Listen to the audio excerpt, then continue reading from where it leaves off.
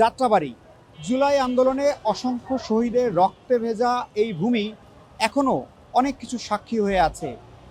অনেক কিছুই মুছে গেছে। বুলেটের ক্ষত যেমন মুছে গেছে, তেমনি মুছে গেছে স্বৈরাচার বিরোধী সেই স্লোগান লেখা অনেক কিছুই। কিন্তু তারপরও অনেকেই এই জুলাই আন্দোলনের ক্ষত বুকে নিয়ে বেঁচে আছেন। অনেকেই শহীদ হয়েছেন এই ফ্লাইওভারের নিচে। অনেকের জীবন বেঁচেছে এই পিলারের সহযোগিতায়। পিলার নাম্বার ৭৪, খালি চোখে যা কেবলই ইট কনক্রিটের স্থাপনা, কিন্তু যাত্রাবাড়ি ফ্লাইওভারের এই পিলারই জুলাই অভ্যুত্থানের নীরব সাক্ষী। অন্যায়ের বিরুদ্ধে প্রতিবাদ প্রতিরোধে উত্তাল তখন রাজপথ। বুলেটের আঘাতে ঝরেছে বহু তাজা প্রাণ। এমন দুঃসময়ে এই পিলারই ঢাল হয়ে বাঁচিয়েছে অনেকের জীবন। কবি নজরুল কলেজের শিক্ষার্থী নূরে আলম তাদেরই একজন। মৃত্যুর খুব কাছ থেকে ফিরলেও এটা তার ছন্দহীন অন্য জীবন। ২৪-এর ৫ই আগস্ট দুপুর, জীবন মৃত্যুর মাঝের ব্যবধানটা মাত্র ১০ ফুট। যাত্রাবাড়ির ছাত্র জনতার উপর তখন নির্বিচারে চলছে গুলি। খুব কাছ থেকে পুলিশের করা সেই গুলিতে নূর আলমের সামনেই প্রাণ যায় পাশের জনের। ভাগ্যগুণে বেঁচে যান তিনি। নৃশংসতার সেই দৃশ্য মেলে সিসিটিভিতে। এখনও এই ৭৪ নাম্বার পিলারটা নূরে আলমকে মনে করিয়ে দেয় ভয়াল সেই স্মৃতি। এখানে দুই একটা পুলিশ ছিল না, প্রায় ২,০০০-এর মতো পুলিশ ছিল।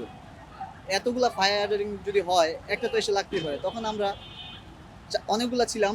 এই পিলারে এই পাশ দিয়ে প্রায় ৫০-৬০ জন মানুষ আশ্রয় নিয়েছিল। তারপর পুলিশ বাহিনী গেট থেকে বের হয়ে আক্রমণ শুরু করে। তারপর আমরা এখান থেকে উঠে পিলারের কাছে যাই। এখানে অনেকগুলা মাছের ককশিট ছিল। অনেকে আইসা ককশিটের ভিতরে গেছে। তারপর আমরা দুজন ওখানে ছিলাম, দৌড় দিয়ে আসতে পারিনি। তারপরে ওরা ঘুরে এসে একজনকে ফায়ার করে দেয়। সে নিচে ঢলে পড়ে, লাল টি শার্ট পরা ছিল। তারপর আমি যখন ওখানে ছিলাম তখন অনেক স্প্রিন্টার যে রাবার বুলেটগুলো করে ওইগুলা আমার হাতে এসে, দুই হাতে এসে, বুকে এসে, পেটে, পায়ে লাগে। তারপর আমি ওখানে পড়ে যাই, বসে পড়ি। বসে পড়ার পর দেখি আমি আর নিঃশ্বাস নিতে পারতেছি না, আমার দম বন্ধ হয়ে যাচ্ছে, মানে মৃত্যুর কাছাকাছি আর কি বলতে গেলে। তখন আমি শুধু একটাই পড়ছিলাম, দোয়া ইউনুস পড়ছিলাম আর দুরূদ শরীফ। গুলি করার পরে আমি ওখান থেকে একটা পুলিশ ইশারা দেয়, আমি নেমে যাই। নেমে যাওয়ার পরে অনেকগুলো পুলিশ আমার দিকে রাইফেল তাক করে রাখছিল। রাইফেল তাক করার পরেও একটা পুলিশ ইশারা দেয় ফায়ারিং করতে না। তারপরে একটা পুলিশ পিছন থেকে এসে AK-40 রাইফেল ঘোড়া দিয়ে বা রাইফেল দিয়ে আমার মাথায় আঘাত করে, তার মাথা ফেটে যায়। আমি একটা হাতে মাথায় ধরেছি আর রক্ত ঝরঝর করে পড়তেছে। সেদিন প্রাণে বাঁচলেও শরীরে এখনও ৫৬টি স্প্লিন্টার। তীব্র যন্ত্রণা নিয়ে বেঁচে থাকা কতটা কষ্টের তাও শোনালেন ২১ বছরের এই যুবক। সরকারি হসপিটালে ওরকমভাবে চিকিৎসা হয় না বা গেলেও হয়রানি করে, এটা আমার কাছে প্রুফ আছে। তারপরে ওইখান থেকে আসার পর আমার ফ্রেন্ডরা বাসায় নিয়ে আসে, বাসা থেকে প্রাইভেটে আমি চিকিৎসা নেই। প্রাইভেটে চিকিৎসা নেওয়ার পরে ওখানে অনেক কষ্ট যায়। এখন সরকারি হসপিটালে গেলে তারা প্রেসক্রিপশন দেয়, দেখে, এক্সরে দেখে, দেখার পরে দেখে তো এইগুলো তার ব্যথার পিনের ওষুধ লেখা দেয়, অ্যান্টিবায়োটিক লেখা দেয়, এগুলাই। নূরে আলমের অভিযোগ, সরকারি হাসপাতালে যেভাবে চিকিৎসা পাওয়ার কথা ছিল তা মিলছে না। সরকারি সহায়তা যতটুকু মিলেছে তাও প্রায় শেষের পথে। টোটাল ২ লাখ টাকা। টোটাল 2 লাখ টাকা পেয়েছে। এই টাকা কি শেষ?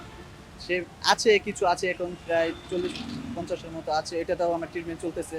তারপর হাতে এখনো ব্যথা, এটা নিয়ে এক্সরে করে হসপিটাল দৌড়াচ্ছি। আপনার শরীরে এখন কতগুলো স্প্লিন্টার আছে? ৫৬টা।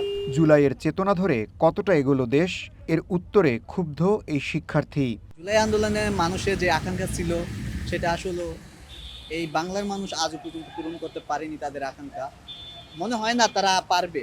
কেননা তখন একটা মানুষের স্পিরিট ছিল। ২৪শে জুলাই আন্দোলনে মানুষের স্পিরিট এমনই ছিল যে নতুন কিছু দেখবে বাংলাদেশ। কিন্তু যার ধান্দা নিয়ে তারা ব্যস্ত, তারা দল গঠন করে, তারা এই করে, কিন্তু আজও পর্যন্ত সেই স্পিরিটে রক্ষা করতে পারেনি। মানে ধ্বংসের দ্বার প্রান্তে। এখনো জুলাই যোদ্ধাদের কোনো স্বীকৃতি বা সনদ দেয়নি। এটা না দিলে পরবর্তীতে জুলাই যোদ্ধারা কিভাবে মরবে বা কিভাবে মরবে, ফাঁসির কাস্টে ঝুলবে না কি ঝুলবে, যা থানা হাজতে পচে মরবে, সেটা তাদের নিয়ে কোনো মাথা ব্যথা। তারা এই পর্যন্ত ৩টা ডেট দিয়েছে জুলাই সনদ দেবে, কিন্তু এখন পর্যন্ত জুলাই সনদ তারা দিচ্ছে না। এটা খুবই দুঃখের বিষয়। কিন্তু রাষ্ট্র ব্যবস্থায় যে পরিবর্তন আসার কথা ছিল সেটা এসেছে আপনার মনে হয়? আসলে রাষ্ট্র ব্যবস্থার যে একটু পরিবর্তন হয়েছে, আর এক দল গেলে আরেক দল আসে, এটার আর কি চলমান অবস্থায় আছে। তারপরও নূরে আলম স্বপ্ন দেখেন যে বৈষম্য দূর করতে এত প্রাণহানি, এত বড় লড়াই কাঙ্ক্ষিত সেই বৈষম্যহীন দেশ হবে বাংলাদেশ। ইশতিয়াক ইমন, ওয়ান নিউজ, ঢাকা।